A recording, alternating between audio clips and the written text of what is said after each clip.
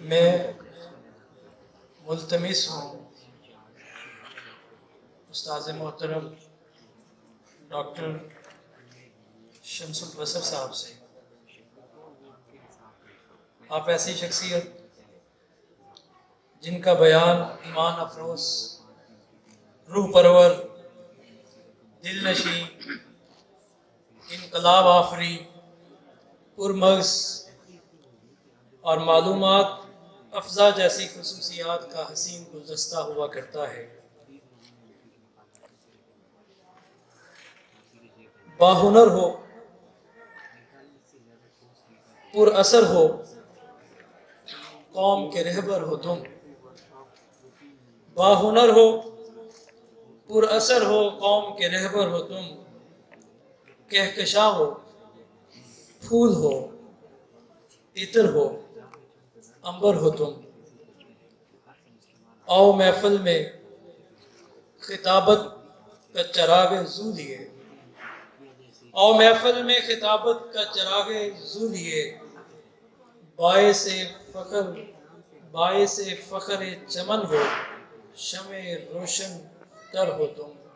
میری مراد جناب ڈاکٹر شمس البصر صاحب وہ تشریف لائیں اور ہمیں اپنے صدارتی کلمات سے نوازیں۔ آپ کی بھرپور تعلیوں میں استاد محترم ڈاکٹر شمس البصر صاحب۔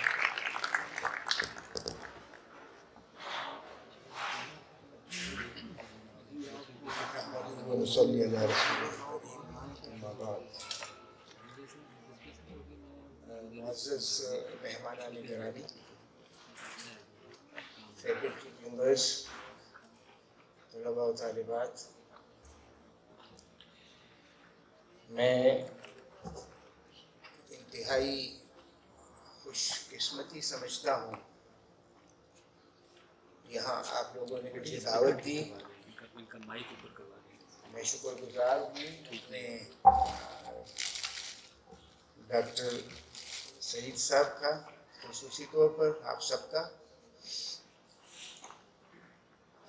علمی اعتبار سے ڈاکٹر صاحب نے مجھے بڑی اکسانے کی کوشش کی ہے کہ میں علمی اعتبار سے کوئی خاص باتیں کروں گا۔ میں جب آ رہا تھا یہاں اس محفل میں تو میرے ذہن میں دو تین چیزیں تھیں، اور وہ ماضی کے حوالے سے تھیں کہ جب ہم نے اس یونیورسٹی کو جوائن کیا تھا تو یونیورسٹی میں شعبے کی کیا حالت تھی، اور وہ جو آج آپ دیکھ رہے ہیں اس پروسیس میں کیا کچھ ہم نے دیکھا تھا، اور کن کن لوگوں سے ہماری ملاقات رہی یا کن کن لوگوں کے ہم کولیگ رہے یا ہم ان کے ساتھ رہے، ہم ان سے مستفید ہوئے۔ شاید بہت بڑے بڑے نام آپ سن کے آپ حیران ہوں گے کہ یہاں آپ کے اس شعبے سے وابستہ رہے ہیں، جن میں مولانا محمد احمد صاحب، شمس الدین افغانی صاحب، یہ جو بڑے بڑے نام ہیں آپ کے اس کے حوالے سے، میں نے جن لوگوں کو دیکھا، محمد احمد صاحب ابھی حال ہی میں ان کا انتقال ہوا، وہ بھی یہاں تھے۔ مولانا لطافت الرحمان صاحب دارالعلوم دیوبند کے فارغ اور عربی کے بہت بڑے ادیب اور بہت بڑے مفتی تھے۔ مفتی غلام فرید صاحب یہاں کے اساتذہ میں ان کا شمار ہوتا تھا۔ اسی طرح بہت سارے علماء اور مشائخ تھے، اور جب میں نے یونیورسٹی کو جوائن کیا تھا تو ہم ان کے سامنے بونے بونے لگتے تھے۔ زمانے نے ہمیں بھی کچھ اور بنا دیا اسی حوالے سے، ان کے سامنے ہماری کوئی حیثیت اس طرح کی نہیں تھی۔ البتہ وہ جو ہے ہمیں جس انداز سے پکارتے تھے، تو میں ایک کلین شیو لیکچرر تھا، اور آتے ہی مجھے افتاء کا کام حوالے کر دیا گیا۔ میں فتویٰ دیا کرتا تھا اور میرے لیے وہ کھڑے ہو جاتے تھے کہ مفتی صاحب آ رہے ہیں، تو مجھے شرم بھی آتی تھی اس حوالے سے، لیکن بہرحال ہم نے ان سے سیکھا۔ ایک تو یہ چیز تھی کہ آپ سے شیئر کرنی تھی کہ ان کے درمیان بہت بڑے علم والے لوگ موجود تھے، اور ان کی حیثیت بھی آپ کے شعبے میں ان کو لیکچرر بنا دیا گیا تھا، علماء تھے ان کو لیکچرر کا درجہ دیا گیا تھا ان میں سے اکثر کو، تو وہ اس پہلے 2-3 سالوں میں لیکچرر کی حیثیت سے یہاں پہ کام کرتے رہے اور بعد میں جلدی ریٹائر بھی ہو گئے، اس کے بعد باقی لوگ آ گئے۔ لیکن شعبے میں جو چیزیں تھیں جو آج میں آپ سے شیئر کرنا چاہ رہا ہوں، اور مجھے خوشی ہے کہ شعبے میں اس حصے میں تعداد جو ہے روز بروز اس میں اضافہ بھی ہو رہا ہے، یہ جو انتہائی خوشی کی بات ہے، اور اس کی وجہ بھی میں بتا رہا ہوں آپ کو۔ وجہ اس کی یہ ہے کہ جب آپ کی یہ یونیورسٹی بنی تھی تو اس کا پس منظر جامعہ عباسیہ، جامعہ اسلامیہ اور پھر اسلامیہ یونیورسٹی بنی۔ پہلے جامعہ عباسیہ تھی، پھر اسے جامعہ اسلامیہ بنی، اور پھر اس کے بعد جو ہے اسلامیہ یونیورسٹی بنی۔ اس کے ایکٹ کے اندر جو فیکلٹی تھی وہ اسلامک لرننگ کی جو فیکلٹی تھی اس کے چند ایک ڈپارٹمنٹ تھے۔ اسلامک اسٹڈیز جرنل کے علاوہ تفسیر کا شعبہ تھا، حدیث کا شعبہ تھا، فقہ کا شعبہ تھا، اور تقابلی ادیان کا شعبہ تھا۔ اور مقصود یہ تھا اس وقت کہ یہ فیکلٹی بنے گی اس یونیورسٹی میں، اور یہ شعبے اس کے ہوں گے۔ آج آپ کی تو اسلامک لرننگ کی جو تشکیل جس انداز سے ہوئی ہے اس میں دوسرے شعبے مرج کر دیے گئے اور اس کو اسلامک لرننگ کا نام دیا گیا۔ مقصود اس وقت یونیورسٹی کا یہ نہیں تھا۔ بہرحال زمانے کے ساتھ ساتھ جو ہے نا پھر اس کے بعد ایک تبدیلی یہ آئی کہ کیوں نہ ہم ایک ایسا شعبہ اس کے اندر ترتیب دیں جو سینٹر آف ایکسیلنس کہلائے، جس میں ان تمام شعبوں کو وہ توجہ ملے جس میں ہم فیکلٹی میں دینا چاہتے ہیں۔ اور مقصد صرف آپ کو ڈگریاں دینا نہیں تھا کہ آپ کو ڈگریاں ملیں اور آپ جائیں اور آپ نوکریاں شروع کر دیں، یا آپ مدرسوں سے لوگوں کو لے آئیں اور ان کو مشرف جامعہ کر دیں اور اس کے بعد جو ہے وہ جا کے کالج میں یا کسی ادارے میں پڑھانا شروع کر دیں اور ماڈرنائز کر دیں۔ ماڈرن کا مطلب یہی تھا کہ آپ کو وہ علوم دے دیے جائیں جو اسلام کے اندر موجود ہیں اور اس کے ذریعے آپ معاشرے کی بہتر تشکیل کر سکیں۔ میں جس پروسیس میں بعد میں ہوا، میرا زیادہ تر عمل دخل اسی کے ساتھ رہا، اور جب یہ centre of excellence in Islamic studies بنا، کچھ بچوں نے اسلامک لرننگ کا بھی کہا، تو جو آپ اسٹوڈنٹ ہیں آپ کو اصل نام کا پتہ ہونا چاہیے۔ اس میں بنیادی طور پر یہ ہے کہ اسپیشلائزیشن ہو۔ اب ڈگری کا نام تو ہے اسپیشلائزیشن کا، لیکن جتنے بھی اسٹوڈنٹ یہاں سے نکلتے ہیں میرا نہیں خیال کہ اسی قسم کی اسپیشلائز قسم کی نالج کے ساتھ جو ہے وہ کہیں جا رہے ہوتے ہیں۔ میں اس تصور کے ساتھ جب یہ یونیورسٹی اوائل میں جب یہ سینٹر بنا تو الگ الگ ڈگریاں دی جا رہی تھیں، یعنی جس طرح تخصص کی کوئی ڈگری ہوتی ہے تو تخصص فی الحدیث کی ایک ڈگری اور تخصص فی تفسیر کی ڈگری اور اس قسم کی تھی۔ جب مجھے اختیار ملا تو میں نے یہ کر دیا، کیونکہ ایچ ای سی کی طرف سے ریکگنیشن کا بھی مسئلہ تھا کہ اس کی حیثیت کیا ہوگی، اور پھر مارکیٹ کے اندر جب آپ جائیں گے اس اپنی ڈگری کو پیش کریں گے پبلک سروس کمیشن کے سامنے تو وہ کہیں گے کہ یہ کون سی ڈگری ہے، یعنی وہ اسلامک اسٹڈیز کو تو جانتے ہیں لیکن اسلامک اسٹڈیز کے علاوہ یہ تو آپ شکر کریں کہ اسلامک یونیورسٹی نے تفسیر اور وہ اور پتہ نہیں مختلف قسم کی ڈگریاں جو ہے وہ آپ کو انٹروڈیوس کرا دی، اور اس وجہ سے آپ کا تعارف ہوا، ورنہ ان ڈگریوں کا بھی تعارف نہ ہوتا۔ تو پھر میں نے مجموعی طور پر یہ کیا کہ اس کو اسلامک اسٹڈیز میں کنورٹ کر دیا، اسی ڈگری کو جو تخصص والی ڈگری تھی، کیونکہ بہت ساری جگہ سے ہمیں مختلف قسم کے خطوط آ جاتے تھے کہ اس ڈگری کی حیثیت کیا ہے، ایچ ای سی اس کو ریکگنائز کرتی ہے کہ نہیں کرتی، اور ایچ ای سی نے بھی لیٹر لکھنا شروع کر دیے تھے کہ یہ آپ کی ڈگری جو ہے یہ نہ اسلامک اسٹڈیز کی ڈگری ہے نہ کوئی کسی اور چیز کی ڈگری ہے، تو اس پہ ہم کسی اور کو سروس کیسے دے سکتے ہیں، یا لیکچرشپ عمومی طور پر یہ اس کے ساتھ اس کا تعلق تھا. تو بنیادی طور پر یہ سارا سلسلہ جو ہے نا اس یہاں تک پہنچا. اب میں اصل بات کی طرف آتا ہوں. میں بچوں نے آج بہت خوبصورت پروگرام پیش کیا. جب میں آ رہا تھا تو میرے ذہن میں ایک بات تھی کہ آپ کا یہ جو پروگرام ہوگا یہ بہت خوبصورت قسم کا پروگرام اس طرح بنے گا کہ آپ علمی حوالے سے کچھ نہ کچھ پیش کریں گے. اور یہ اعتراض اس لیے نہیں کر رہا ہوں کہ مجھے کوئی وہ چیزیں اچھی نہیں لگتی، کیونکہ میں جہاں انہوں نے العلماء ورثۃ الانبیاء کہا ہے تو میں قائل ہوں کہ وارث ہے، لیکن عالم اگر ہو تو وارث ہے. میرے ذہن میں یہ ہے کہ وہ عالم وارث ہے جو عالم ہو انبیاء کا. دوسری ڈاکٹر صاحب نے لباس کی بھی بات کی ہے، تو میں ذرا تھوڑا سا اس پہ بھی تھوڑی سی بات کر لوں کہ لباس پیغمبر کسی ایک جگہ پہ تو نہیں آیا تھا نا. ایک پیغمبر مختلف لکل امت رسول آیا ہے، ہر قوم میں رسول آئے ہیں، تو میرے خیال میں مختلف ویریشنز کے ساتھ جو ہے وہ لباس کا بھی تھا.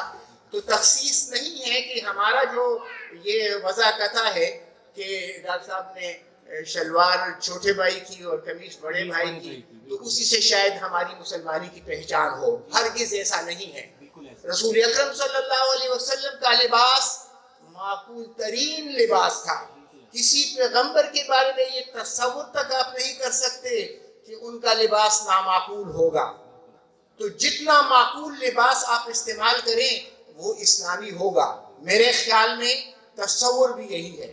دوسرا ایک اور میں نے یہاں پہ تھوڑی سی چیز نوٹ کی ہے جو میں آپ کی اصلاح کے لیے بات کرتا ہوں.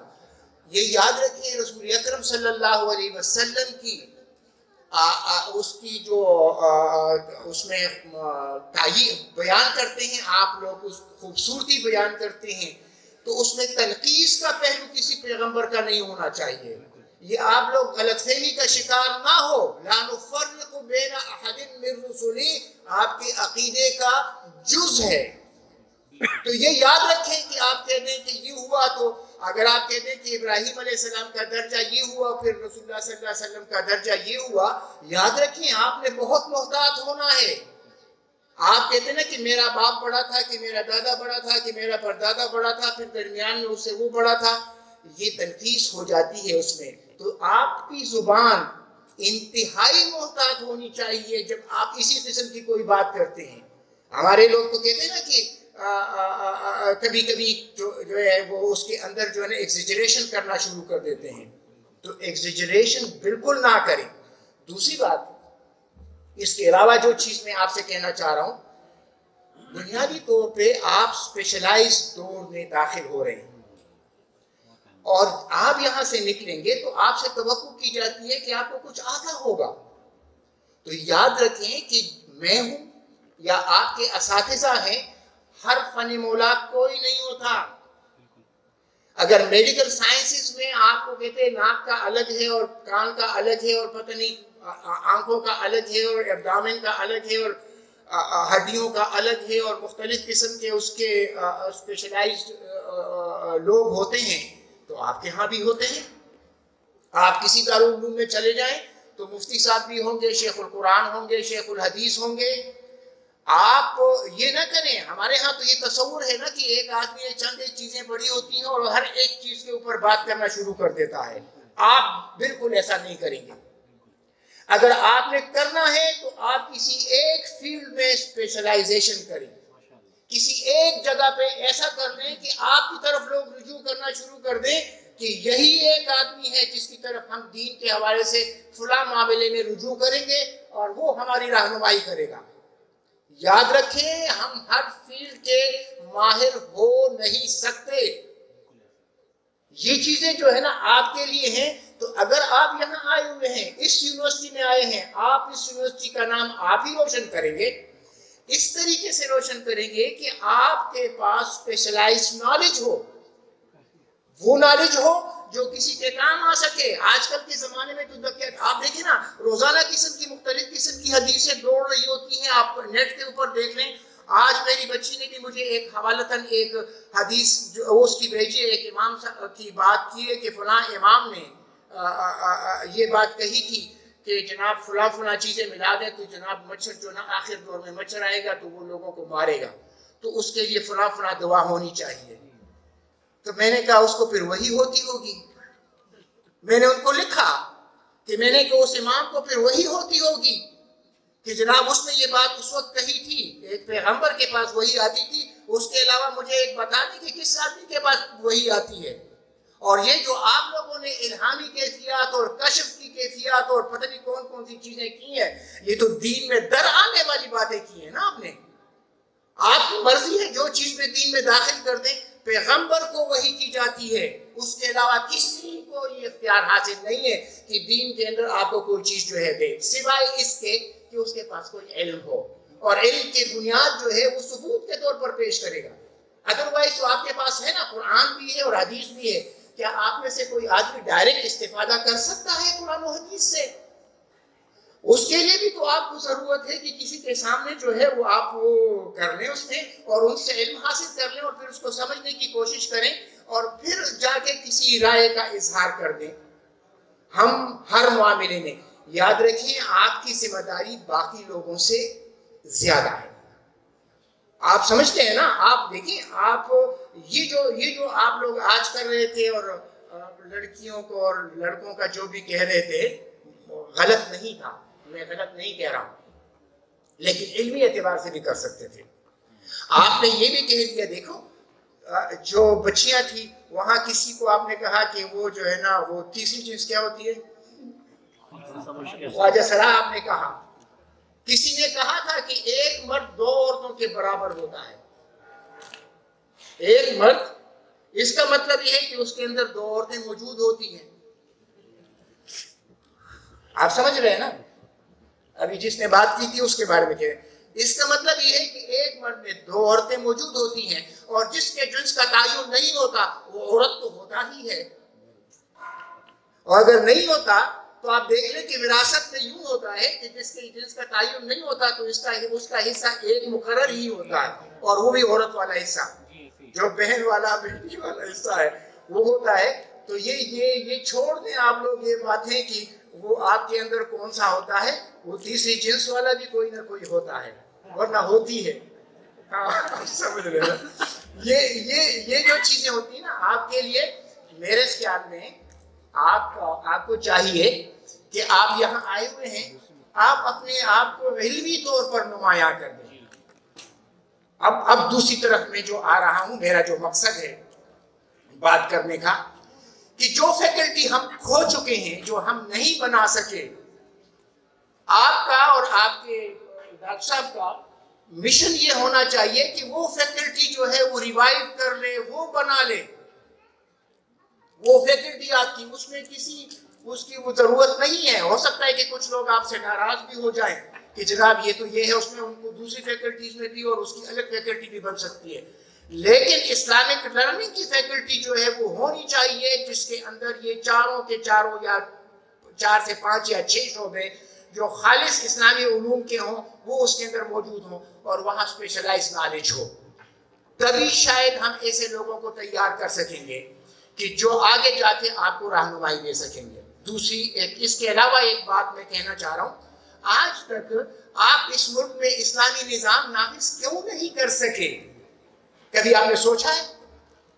اور جو لوگ کہتے ہیں کہ ہم اسلامی نظام کریں گے وہ بالکل بکواس کر رہے ہیں. میں کہہ رہا ہوں بالکل غلط کہہ رہے ہیں, نہیں کر سکتے, کیونکہ ان کے پاس تو وہ ٹرینڈ لوگ ہی نہیں ہیں. آپ کے پاس کورٹ میں بیٹھنے کے لیے وہ لوگ نہیں ہیں کہ جو وہاں پہ آپ کے فیصلے کر سکیں. چند ایک چیزوں کے بارے میں ہیں, وہ بھی وہ شاید, اس کے علاوہ تو وہ جانتے نہیں ہیں. آپ قانونی شہادت کا ماہر کوئی نہیں ہے, آپ کو پرسنل لا کا ماہر اسی طرح کا کوئی نہیں ہے جو آپ کو چاہیے.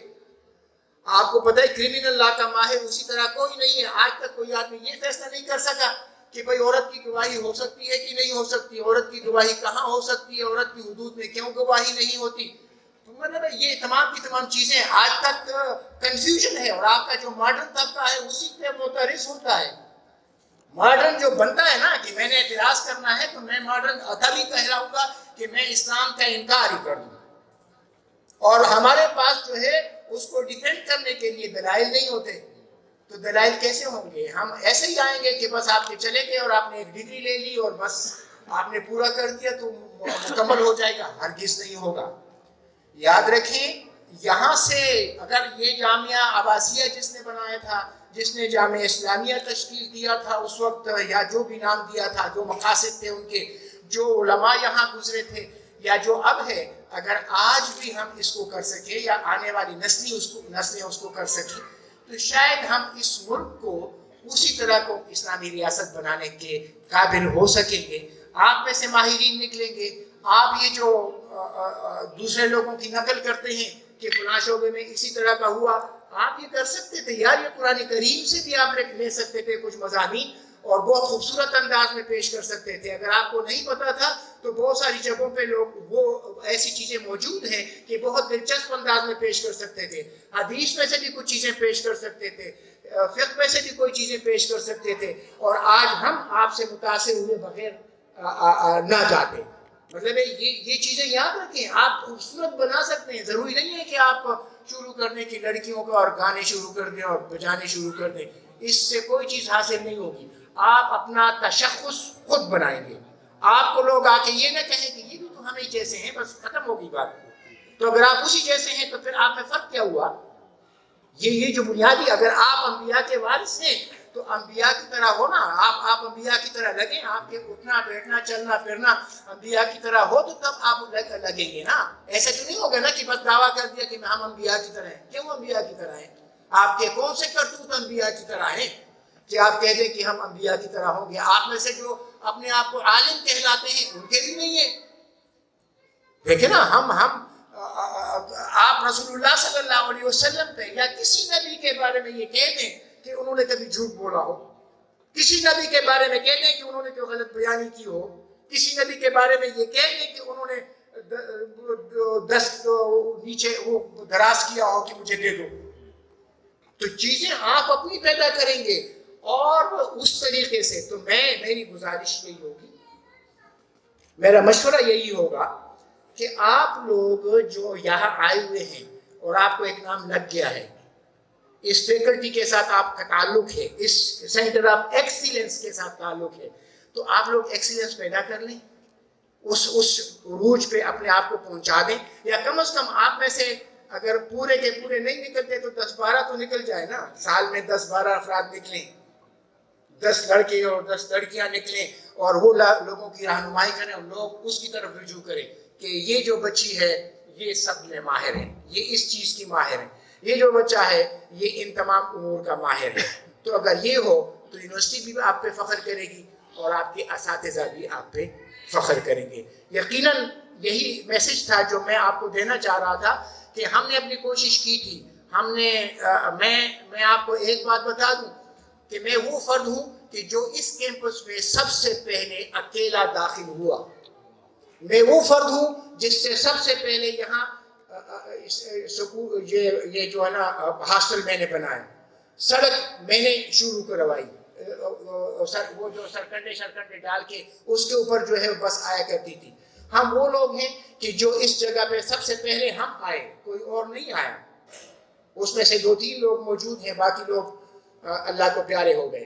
تو یہ جو وہ ہے اس میں اگر ہم نے شروع کیا، شاید ہم سے بھی کوتاہیاں ہوئی ہیں، کمی ہم سے بھی ہوئی اور جو ہم نہیں کر سکے. اگرچہ ہم سب سے ووکل لوگ تھے، بولتے تھے، کرتے بھی تھے، اور پتہ نہیں کچھ لوگوں نے فسادی بھی مشہور کیا تھا کہ فسادی بھی ہیں، کہ ہم کچھ نہ کچھ کرتے ضرور تھے.